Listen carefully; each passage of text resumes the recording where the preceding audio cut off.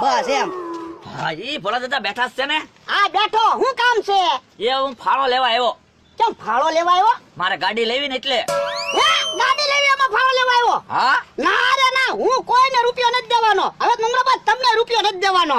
હું બકુલભાઈ તમે તે થોડાક મોડા આવ્યો હોત ને તો મારે 500 રૂપિયા આવી જાત. તો મને થોડી ખબર, મને એમ કે તમે ભોળા દાદા પાસે પૈસા લઈને વહી જાય છો. મેં કીધું હું વાહમાં જ ઉઘરાણી કરું ને. હું હજી એટલે જ વયો. ભોળા દાદા પાડી પાણી ના પીતી, એ શરદી થઈ ગઈ એને. પાડીને થોડી શરદી થાય તુંય તે.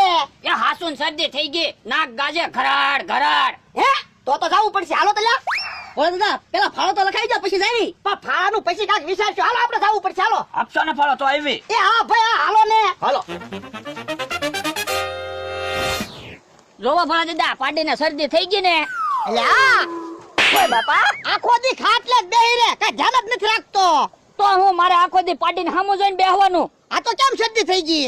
એ તો શિયાળો છે જ શરદી થઈ જાય. તમે બે ઊભા હું પાડીને શરદી કેમ મટે ઈ કાંઈક વિચારો ને. બામની શીશી પડી હા બામની શીશી પડી. તો બામની શીશી તમે લેતા આવો. કડબની ભેગું બામ ખવડાવી દઈએ ને એટલે પાડીને શરદી મટી જાહે. એ બાપા